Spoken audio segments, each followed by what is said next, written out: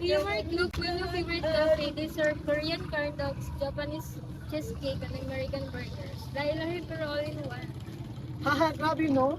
Everything's blends na gyud ay in global culture because my experience na nato diha tanan like foods, movies, everything na makita nato. We don't need to travel the world to experience that specific dishes, right?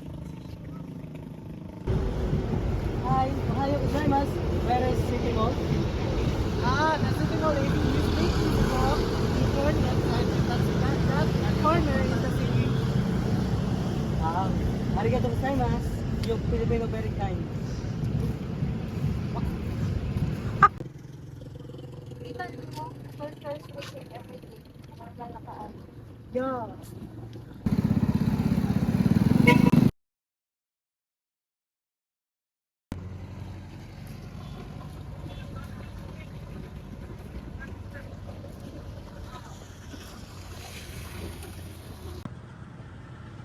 We are doing my project about population trends. The Caribbean is getting crowded. The Atlantic people but fewer jobs. That's demography at work. Like they said, no, more students, more families, more demands in healthcare. That's why, like us nurses, is always needed. Guys are losing people, empty houses, namuban migrated. Now, bitaw, population grows in some areas, but in others shrinks. It affects the school, hospitals, or even the politics.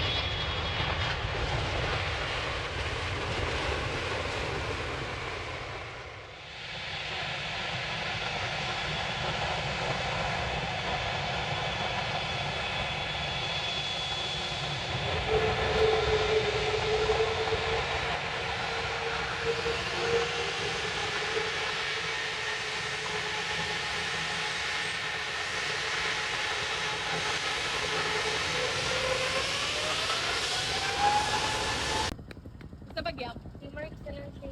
ako, si Maria Orlando.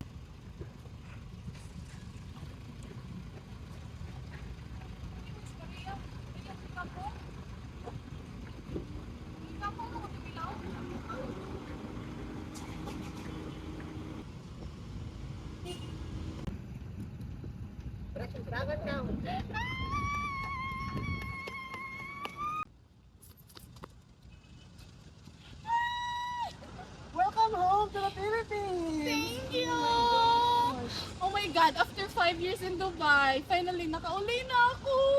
How was life in abroad? You know, new life. Mixed kaayo. Working abroad is never easy. You know, new life, new cultures, new roles.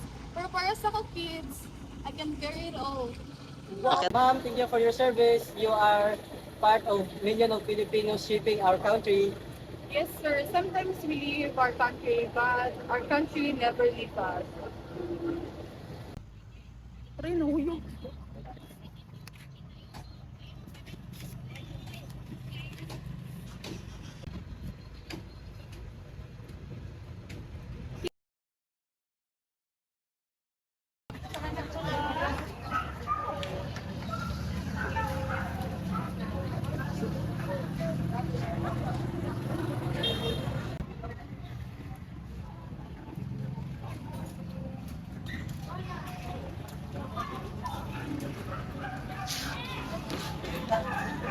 Certain na ka, are you applying for residency?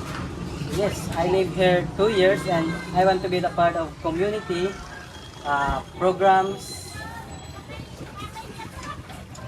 You may not, you may not yet a Filipino citizen, sir, but your courage to being here is showing us some respect and your love for our country.